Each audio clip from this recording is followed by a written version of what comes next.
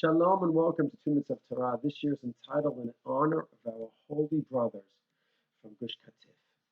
Middle of August 2020, middle of August 15, 2005, the expulsion of Gush Katif.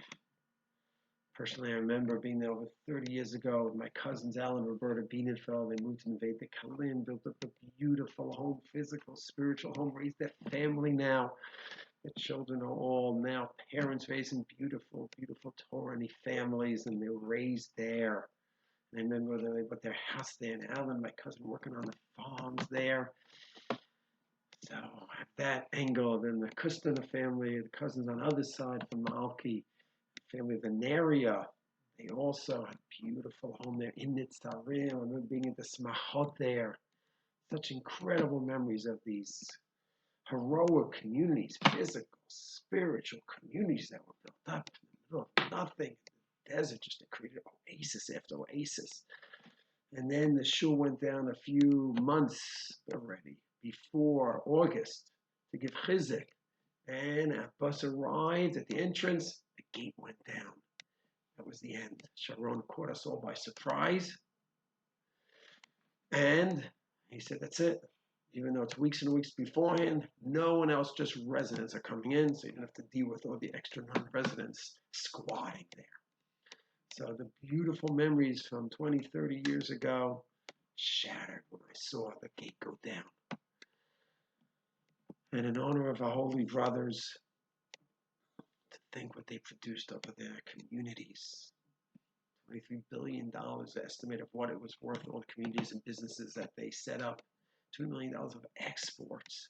It wasn't like they were schnorrers on the country. They built up. They were independent. Depending on Hashem, of course. They were independent, creating beautiful lives themselves with the blessing from the government. After 67, when things started. And then you even have some people there who were kicked out of Sinai. Yamit. And they built up beautiful lives again. And just to think how they were kicked out, some of them once, some of them twice. So 15 years later, we have to have so much love for them, concern for them. We know them. You know anyone person you should call. How you doing? There's no way to overestimate the emotional, spiritual, financial scars of these people, these holy brothers. Call. You don't know anyone, just daven Hashem. Hashem, please.